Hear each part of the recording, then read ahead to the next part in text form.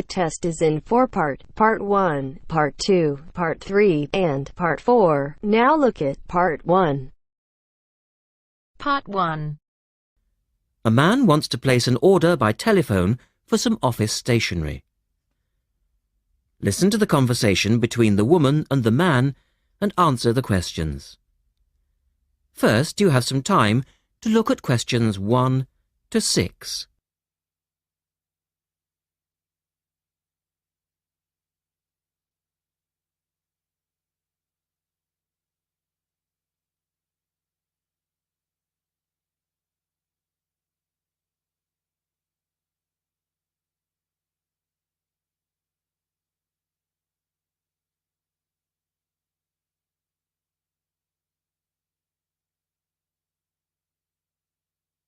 You should answer the questions as you listen because you will not hear the recording a second time. Listen carefully and answer questions 1 to 6.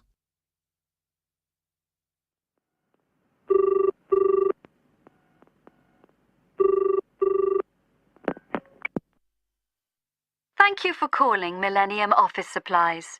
If you would like to place an order, please press 1. Your call has been placed in a queue. A customer service operator will be with you shortly.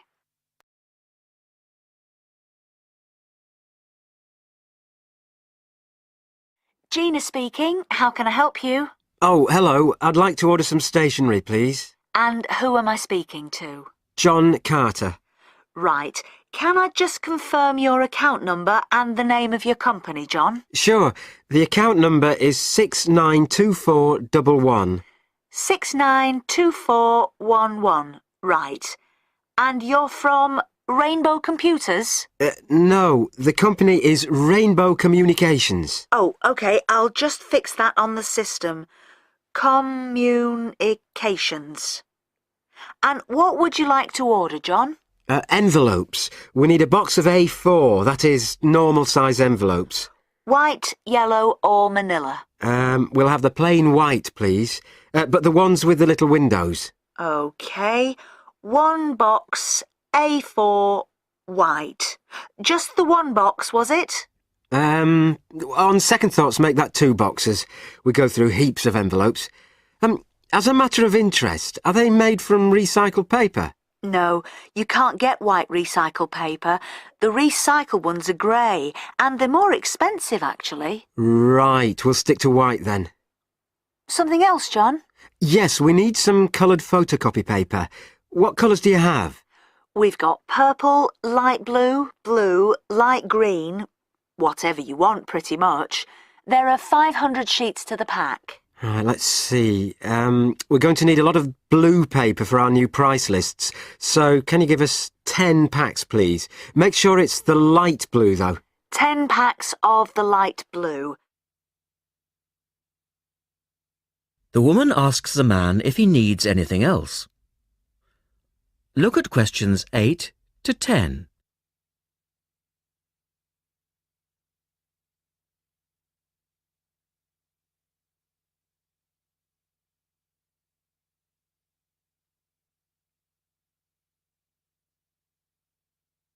Now listen to their conversation and answer questions 8 to 10. Anything else that we can help you with? Let me think. What else do we need? I'm sure there was something else.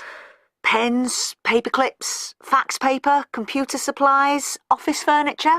Oh yes, we need floppy disks. Do you have those nice coloured ones?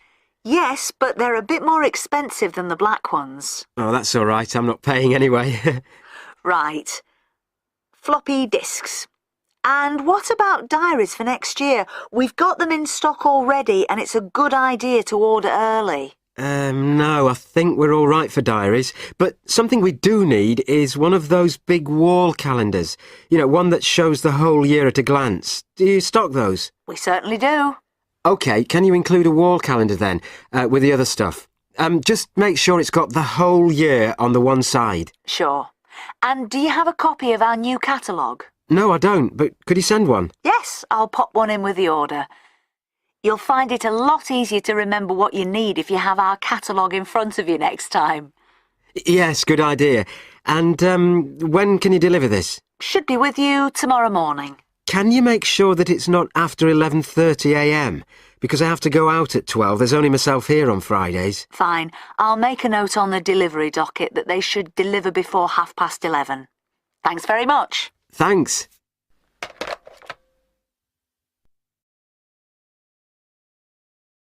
That is the end of part 1. You now have half a minute to check your answers.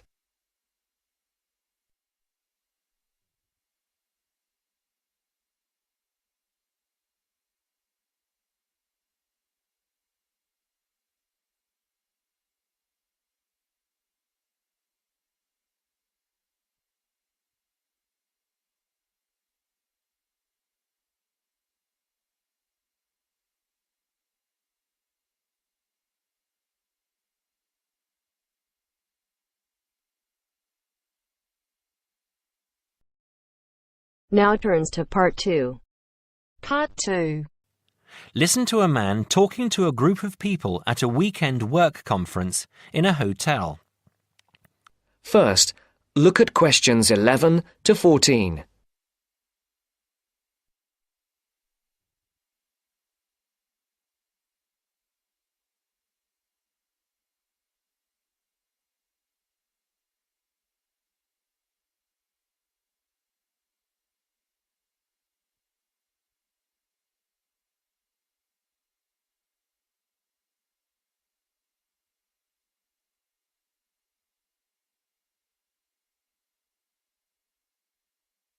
Listen carefully.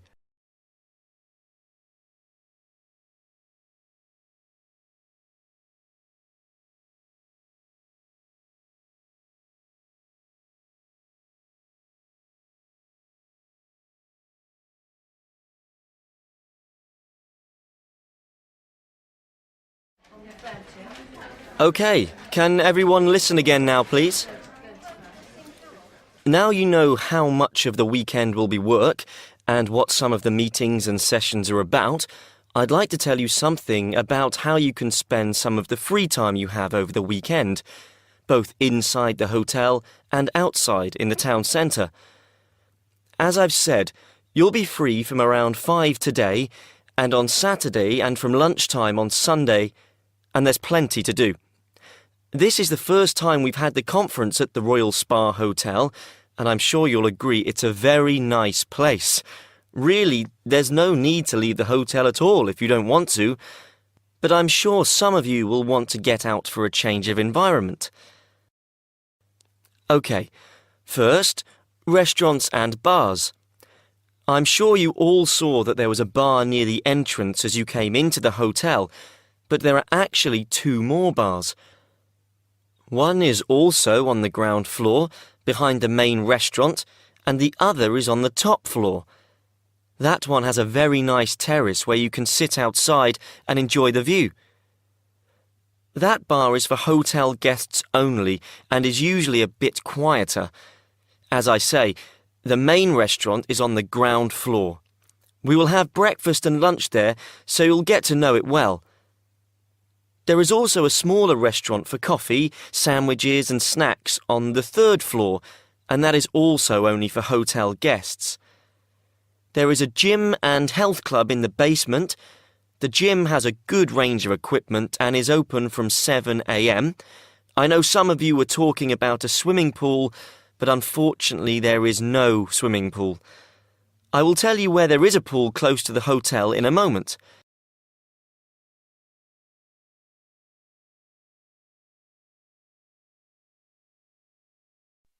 Before the broadcast continues, look at questions 15 to 20.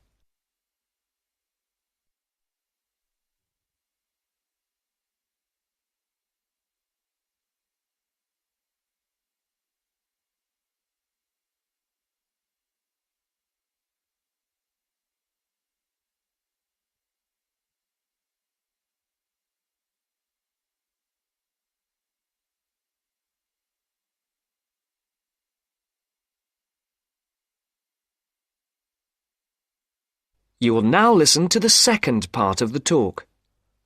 Now, I hope to see some of you around the hotel over the weekend, but I'm sure you will want to get out and see the town at some point. If you'd like to look at the map on the screen, I'll show the area around the hotel. There is a map of the town centre in your welcome pack too. OK, you can see the hotel here in the middle of the map and the main entrance here at the top in Carlisle Street. OK, that swimming pool I promised to tell you about is here in Cromwell Road. If you turn right out of the hotel, it's about 10 minutes up the road in the 3rd Street on the left. It's open until 7 p.m. and until 5 on Sunday. There's a very nice park here to the north, again about 10 minutes away. In the middle of the park is a boating lake, so if the weather's good on Sunday, it might be a nice way to relax. If you want to see a movie this evening or on Saturday night, the cinema is here in the High Street. Come out of the hotel and turn left. The High Street is only 3 minutes away. The cinema is here at the top of the street, next to a fairly large car park. Now, restaurants. There is a good Chinese restaurant in the middle of the High Street, here on the right. It's directly opposite the town hall. It's called the White Orchid. Another very nice restaurant is Leonardo's. It does Spanish and Mexican food. It's here, at the bottom of the High Street. So, turn left at the end of Carlisle Street, walk down for 5 minutes, and you'll see it on the other side of the road. I went to Leonardo's last time I was here, so I can recommend it. Now, if anyone wants to see some live music, there is always a jazz band playing at the Pink Coconut. Yeah, that's right, the Pink Coconut. That's here, in a little street behind the hotel. The street name is not on the map, but it's easy to find. Turn right out of the main entrance, and then take the first right to go back round to the back of the hotel. So, I think that's everything. Please ask me if you have anything else. That is the end of part 2. You now have half a minute to check your answers.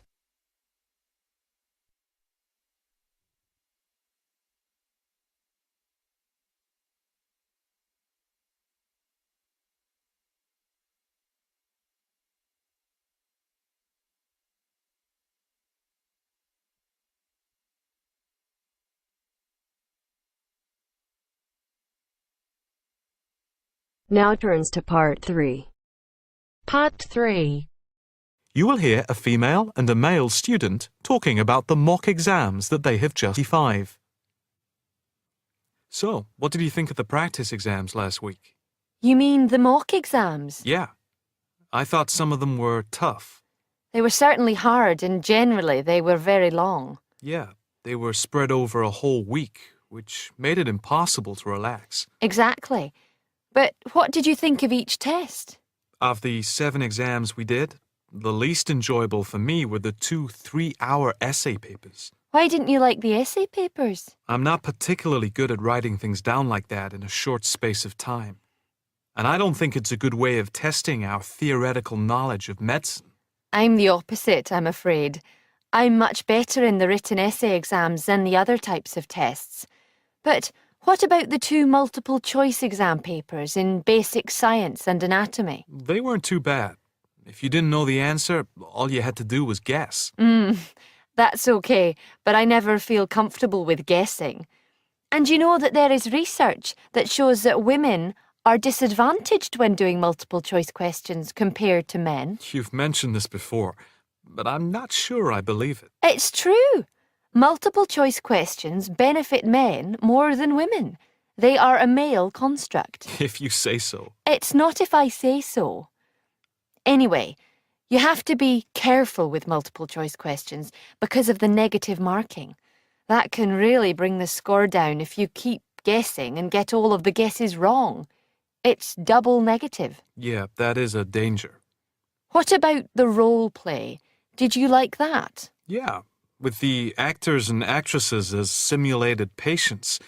Yeah, I thought that was by far the best part of the exam. Why was that? What I liked about it was during the 24 test stations, we had a chance to show what we know about communicating with patients and show our practical medical knowledge, etc. Yes, I think I agree with you there. I enjoyed all of the stations, but I can tell you I was tired at the end. I have done a practice exam with 12 test stations, but not 24. It was exhausting, but also exhilarating. I agree completely. It lasted nearly 4 hours in total with the break. Before you hear the rest of the conversation, you have some time to look at questions 26 to 30.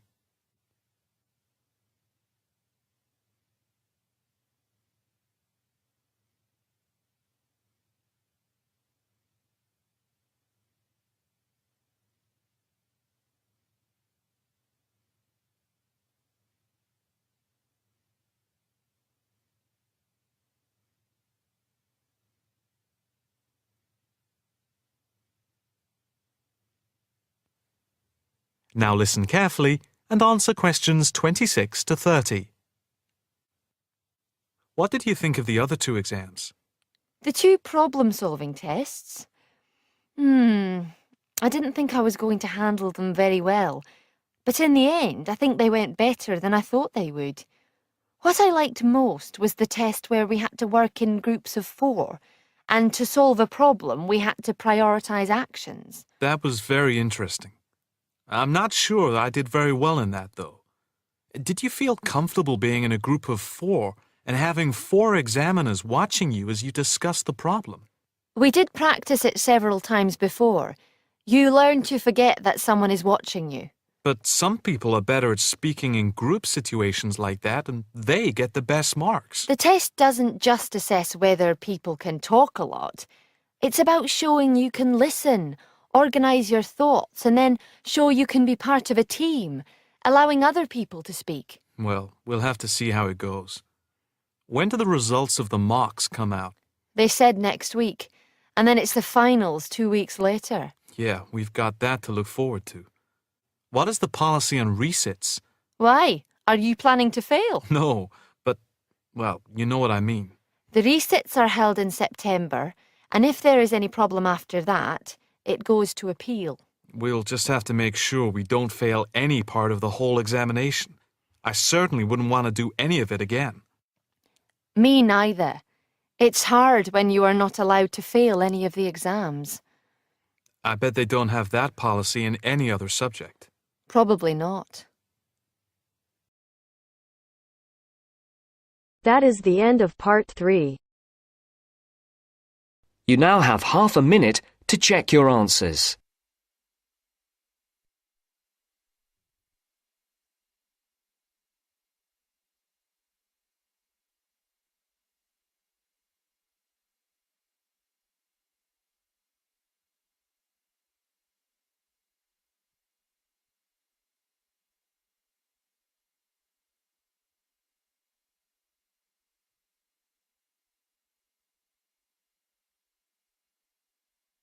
Now turns to part 4.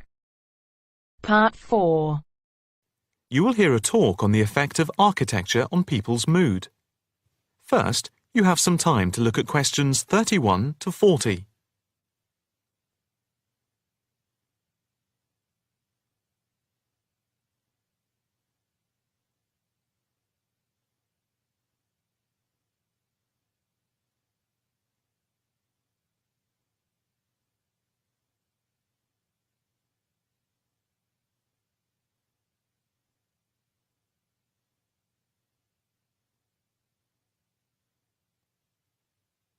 Now listen carefully and answer questions 31 to 40. My group has been doing a project on the importance of architecture in people's lives and whether it has any impact on the lives of people in general. The main part I have played is in the collection of data to find out what effect, if any, various buildings have on people's mood, i.e. whether ugly buildings make people unhappy and whether beautiful buildings do the opposite. We had originally thought of starting measuring people's reactions by using a questionnaire with about 40 questions, which we were going to hand out to people, including students at the university. But we were worried that doing the questionnaire would be too time-consuming for people to fill in, so we gave up the idea. I then asked several of the postgraduate students for advice. One of them came up with the simple idea of showing people images of various buildings from different eras and styles, instead of giving out the questionnaire, and asking them to indicate how they felt on a scale of 1 to 5 about the images, where 1 was unhappy and 5 was very happy. People would also be given the option of not saying what they felt. Using the scale meant that it would be much simpler to record people's reactions. I decided to follow this advice, and so the first stage was to collect a large number of images. I used Google to print off colour images of views of houses and apartment blocks where people live, and different types of buildings where they work. I started with about 30 or 40, and then reduced them to 10 images. Media resources in the Amory building at the Judd Street branch of the university helped me produce the final images. I had them blown up to A4 size, and we used colour rather than black and white to make the detail on the images clearer. We made 5 sets of images, and for protection when handling, we pasted the images onto hard card. Then, using a machine to wrap them with plastic, we laminated the cards. 5 of us targeted different age groups. We went to a local school where we obtained permission to ask a group of teenagers between 11 and 18. We also asked a sample of the general public, including tourists from all over the world, as they exited the Tate Modern in London, what they thought. We aimed to ask people from different age groups, namely 20 to 40 and 50 and over. What our group learnt most from the project was first of all the value of teamwork. And secondly, we found that we had to appoint a leader to stop us pulling in different directions and falling apart. So this turned out to be an invaluable lesson for all of us. As to the findings, for us they proved intriguing. In the end, the sample consisted of 311 respondents. I thought initially that people wouldn't be interested in taking part. With the youngest age group, their reaction was very mixed. It was clear that the youngest group had no pattern of preference at all, as they frequently gave no reaction to the pictures. For the 20 to 40 age group, we found that they tended to score more in the middle range, around 3. We found that out of the 3 groups, the most likely to be favourably affected by the images, that is, they were more likely to score the images as 5, were those aged 50 and above. And nobody in this age group failed to say what their reaction was, which was unique for the 3 groups. In total, I have to say that about 71 people indicated that they had no reaction at all to an image. Our general conclusion is that we need to find out more about why people react as they do, by perhaps giving them a chance to give reasons for their decisions. I would like to finish there, and give my teammates a chance to add anything I've missed, or take any questions or suggestions.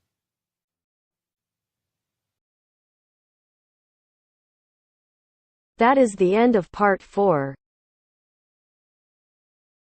You now have half a minute to check your answers.